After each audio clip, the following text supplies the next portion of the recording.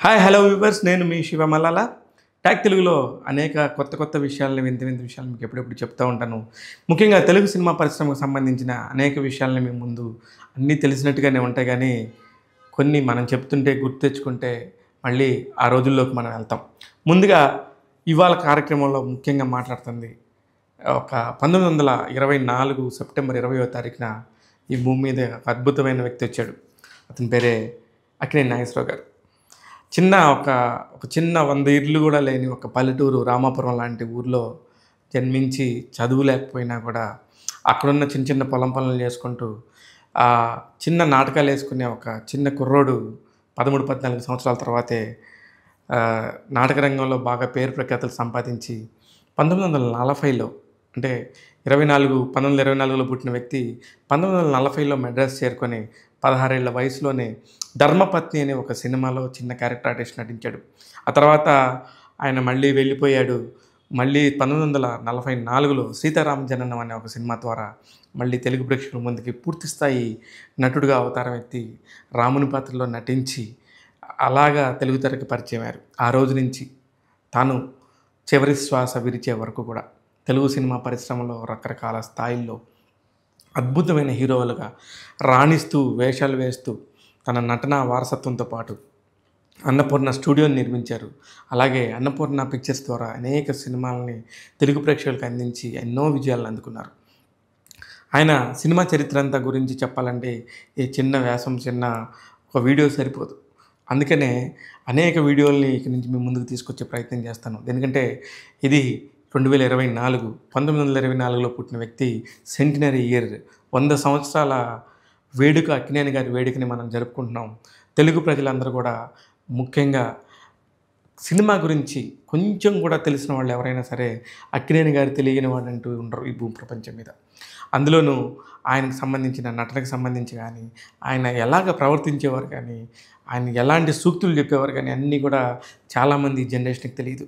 ఈ జనరేషన్ అందరికీ కూడా అలాంటి ఒక్కొక్క విషయాన్ని ఎప్పటికప్పుడు మీ ముందు ఉంచి దానికి సంబంధించి ఆయన తాలూకు వ్యక్తిత్వం ఎలాంటిది, ఆయన చేసిన సినిమాలు ఎలాంటివి, ఆయన ఆయన దర్శకత్వంలో ఆయన నటిస్తున్నప్పుడు ఎంతమంది దర్శకులు కొత్తగా వచ్చారు, దాసనారాయణరావు గారు లాంటి ఒక దిగ్గజ దర్శకుడితో ఆయన ఎక్కువగా ఎందుకు సినిమాలు తీశారు, ఇలాంటి అనేక టాపిక్స్ని మేము ముందు ఉంచుతాను.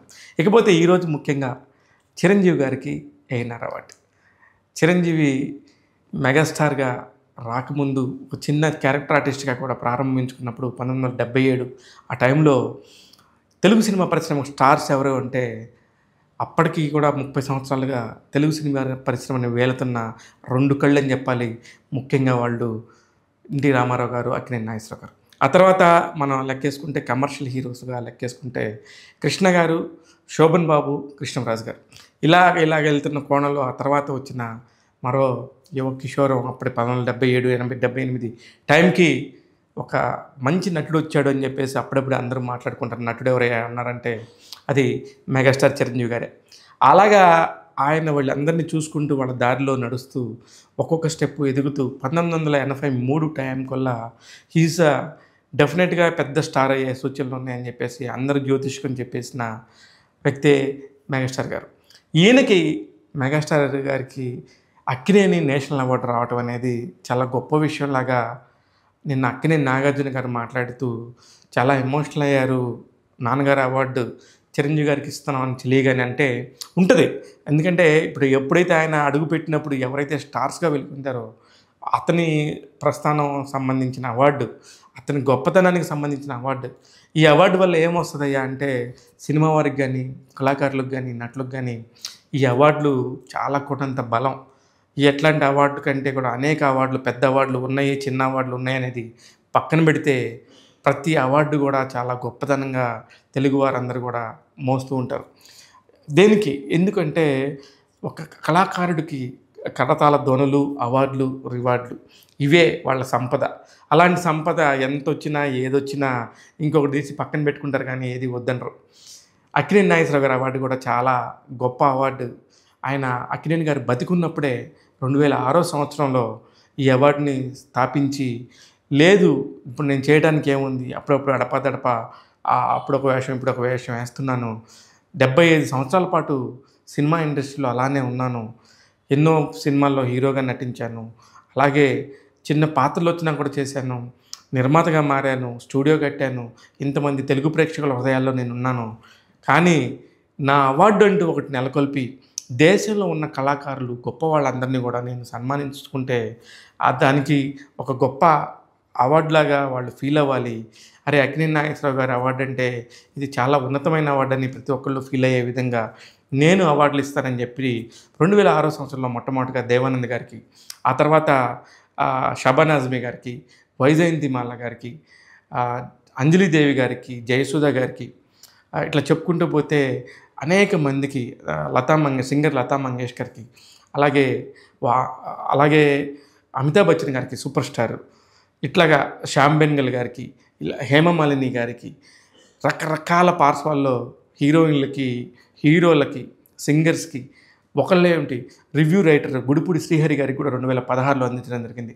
2006లో అక్కినేని గారు అవార్డు ప్రారంభించినప్పుడు ఒక్కొక్కసారి ఎందుకు వీళ్ళకి ఇవ్వాలనే దానికి సంబంధించి అన్నపూర్ణ స్టూడియోలో ఒక చిన్న ప్రెస్ మీట్ పెట్టి ఆ రోజు అక్కినేని వెంకట్ గారు, సుప్రియ గారు వీళ్ళందరూ కూడా పాల్గొని ఇక నుంచి నేను అవార్డులు ఇస్తాను. ప్రతి సంవత్సరం కూడా అక్కినేని నేషనల్ అవార్డు అనేది ఒక పెద్ద అవార్డు కిందనే నేను చేస్తాను. దీన్ని అవార్డు ఇచ్చేందుకు ఎవరిని పడితే వాళ్ళని మేము సెలెక్ట్ చేయం. భారతదేశం మొత్తంలో కూడా సినిమా ఇండస్ట్రీకి సంబంధించిన గొప్పవారందరికీ కూడా నేను ఈ అవార్డుని ఇవ్వడం జరుగుతుందని చెప్పేసి ఆ రోజు ఆయన చెప్పడం జరిగింది. ఎందుకంటే ఎందుకు అప్పటి గురించి ఇప్పుడు చెప్తున్నానంటే ఆ రోజు మేమందరం ఉన్నాం. ఆ రోజు నుంచి ఆయన తుది శ్వాస విడిచే వరకు కూడా ఆయనతో పాటు నడిచిన అనేక మంది జర్నలిస్టులు ఇప్పటికీ ఉన్నారు.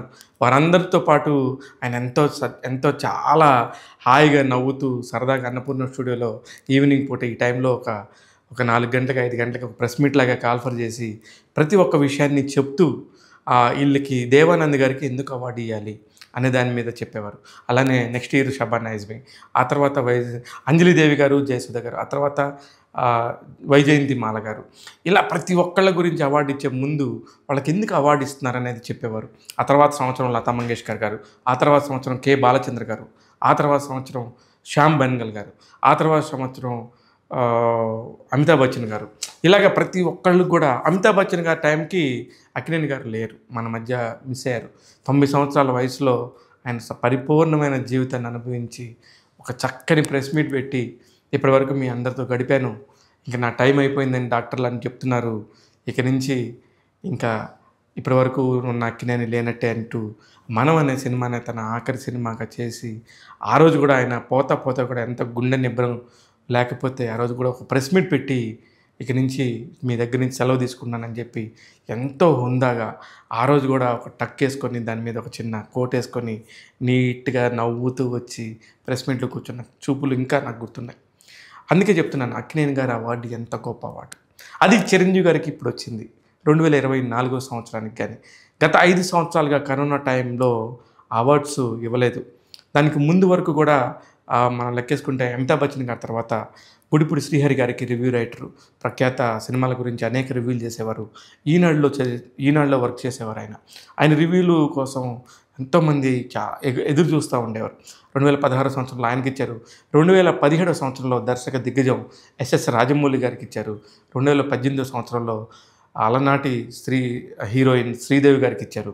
2019లో రేఖ గారికి ఇచ్చారు. ఆ తర్వాత వచ్చిన గ్యాప్లో ఇప్పుడు మళ్ళీ కూడా వాటికి పునర్వైభవం తీసుకొచ్చే విధంగా చిరంజీవి గారి పేరు అనౌన్స్ చేయడంతో ఇది దేశం మొత్తానికి సంబంధించిన న్యూస్ లాగా తయారైపోయింది.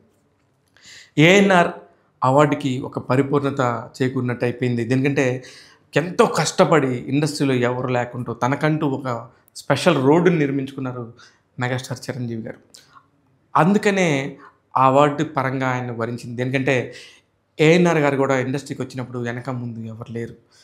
మొత్తం చాలా అకుంఠిత దీక్షతో రూపాయి కూడబెట్టుకొని చదువు పెద్దగా లేకపోయినా చదువుకున్న వాళ్ళందరినీ గౌరవిస్తూ ఏఎన్ఆర్ గారు ఎంతో గొప్పగా ప్రతి ఒక్కరితో కూడా మెలిగేవారు. ఎంతెందుకు మాలాంటి చిన్న జర్నలిస్టులతో కూడా ఎంతో సరదాగా నవ్వుతూ మాట్లాడుతూ గంటల కొద్దీ గడిపిన రోజులు ఇంకా మాకు గుర్తున్నాయి. అలాంటి అద్భుతమైన రోజులను నెమరు వేసుకుంటూ ఈ వీడియోని ఏఎన్ఆర్ గారి అవార్డు తీసుకున్న చిరంజీవి గారి కోసం చెప్తున్నాము. చూస్తూనే ఉండండి. ఇదంతా ఈ సంవత్సరం అంతా ఏఎన్ఆర్ గారి ఈరే. ఈ 2024 సంవత్సరం మొత్తం కూడా ఏఎన్ఆర్ గురించి ఎప్పుడైనా ఎలాంటి విషయమైనా ఎలాంటి ఇంటర్వ్యూలైనా మనం ట్యాగ్ తెలుగు నుంచి వస్తూ ఉంటాయని చెప్పి కోరుకుంటున్నాను.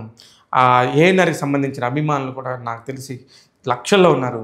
వాళ్ళలో చాలామంది అభిప్రాయాల్ని ఏఎన్ఆర్ గారితో ఉన్న సొంత పరిచయాల్ని కూడా మీ ముందుకు తీసుకొచ్చే ప్రయత్నం చేస్తున్నాను. చూస్తూనే ఉండండి ట్యాగ్ తెలుగు. నేను మీ శివ మల్లాల.